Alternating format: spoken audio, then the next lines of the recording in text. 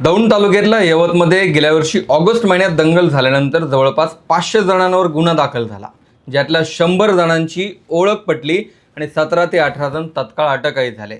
यात जे पोलिसांच्या ताब्यात सापडले ते बहुतांश हिंदुत्ववादी संघटनेचे कार्यकर्ते होते आणि या कारवाईत दौंडमधील स्थानिक आमदाराने भूमिका घ्यावी अशी या संघटनांची अपेक्षा होती. मात्र आमदाराने तटस्थ राहणं पसंत केलं आणि जे अडकले त्यांना अजूनही जामीन झालेला नाही.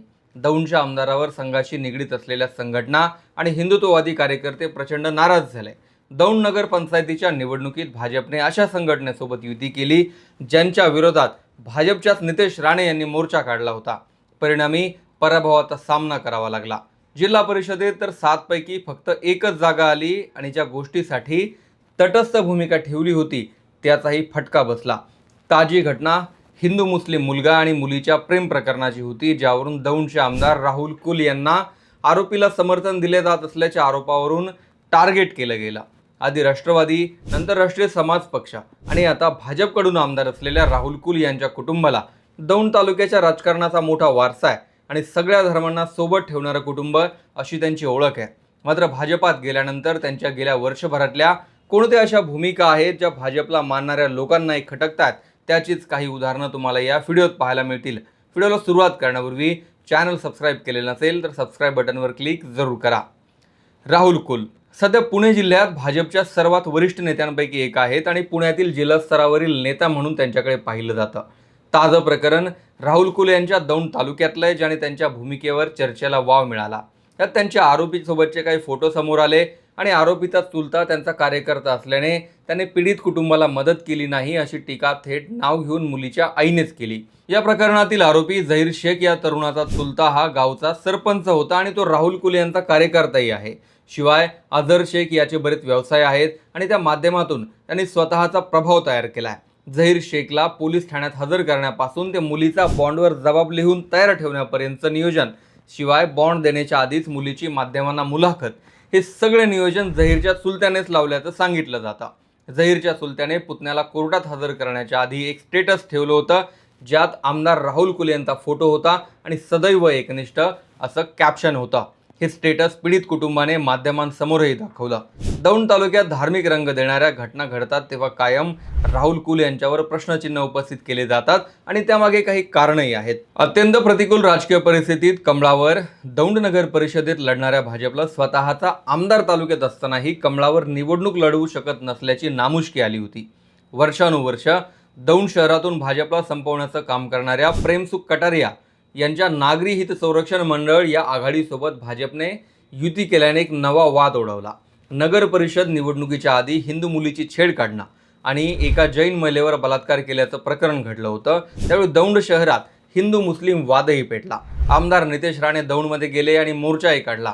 यात माजी नगरसेवक बादशाह शेख, त्यांची पत्नी आणि मुलगा वसीम शेख हे आरोपी होते. त्याचवेळी 24 तासात दौंड पोलीस निरीक्षकाची उचलबांगडी करण्यात आली आणि बादशाह शेखसह त्याच्या कुटुंबाची रवानगी येरवडा जेलमध्ये झाली. त्याच बादशाह शेख यांच्या मुलाला आणि सुनेला अशा एकाच घरात 2 उमेदवारी भाजपा पुरस्कृत प्रेमसुख कटारिया यांच्या नागरी हित संरक्षण मंडळाने दिल्या. त्या शेख कुटुंबाविरोधात मोर्चे काढले. त्यांनाच निवडून आणण्यासाठी भाजपा कार्यकर्त्यांना प्रचार करण्याची नामुष्की उडवली. प्रेमसुख कटारिया यांच्या सून शीतल योगेश कटारिया या दौंड नगर परिषदेच्या नगराध्यक्ष असताना भीमा नदी तीरावर कत्तलखाना उभारण्याची परवानगी देण्यात आली होती.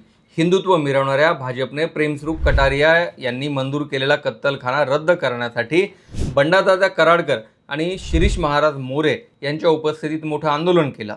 तत्कालीन मुख्यमंत्री एकनाथ शिंदे यांनी त्या आंदोलनाची दखल घेत तातडीने कत्तलखाना रद्द करण्याचे आदेश काढले. त्यात प्रेमसुख कटारिया यांच्यासाठी भाजपाने आपलं चिन्ह सोडलं.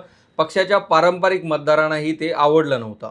एकूण 26 नगरसेवक असलेल्या दौंड नगर परिषद निवडणुकीत भाजपा पुरस्कृत कटारिया यांच्या नागरिक हित संरक्षण मंडळाने 26 पैकी 6 उमेदवार मुस्लिम देऊन जवळपास 25% जागा थेट मुस्लिमांना दिल्याने पारंपरिक भाजप मतदारांना तोंड दाबून बुक्क्यांचा मार अशी परिस्थिती झाली. दौंडमध्ये राष्ट्रीय स्वयंसेवक संघ अतिशय जागरूक असल्याचं नेहमी दिसून आलंय. आमदार राहुल कुल संघाच्या विजयादशमी संचलनात गणवेश घालून उपस्थितही राहिले होते.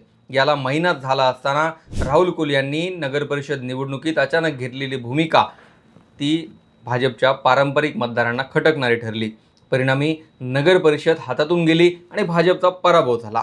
यवत येथील दंगल झाली त्यावेळी आमदार गोपीचंद पडळकर आणि आमदार संग्राम जगताप यांनी मोठमोठ्या वल्गना केल्या होत्या. त्याच दंगलीतील आरोपी केलेल्या अनेक मुलांचा अजूनही जामीन झालेला नाही. त्यातच नगर परिषदेतली भूमिका संघाशी निगडीत संघटनांनाही खटकली होती.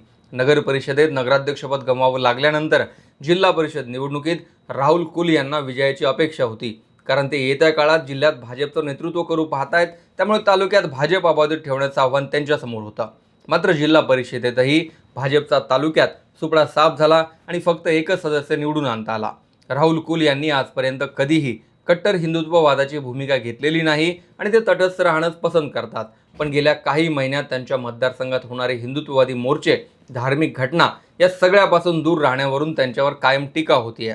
या वेगवेगळ्या घटनांमुळे राहुल कुलांना सध्या भूमिका घेताना तारेवरची कसरत करावी लागते आणि मुलीच्या अपहरण प्रकरणात तर धनगर समाजाने जाहीरच कुलांवर टीका करायला सुरुवात केली. गोपीचंद पडळकरांनी जतमधून येऊन या कुटुंबासोबत उभा राहण्याचा निर्णय घेतला, तर आरोपी हे राहुल कुलांचं स्टेटस ठेवून आमच्या मागे स्वतः आमदार आहेत असा मेसेज देण्याचा प्रयत्न करत होते.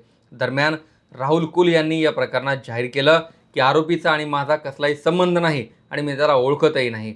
पण आरोपीसोबतचे काही फोटो समोर आल्याने राहुल कुलांच्या या दाव्यावरही प्रश्नचिन्ह निर्माण झालं. राहुल कुल यांच्या या भूमिकेवर तुमचं काय मत आहे कमेंटमध्ये जरूर लिहा.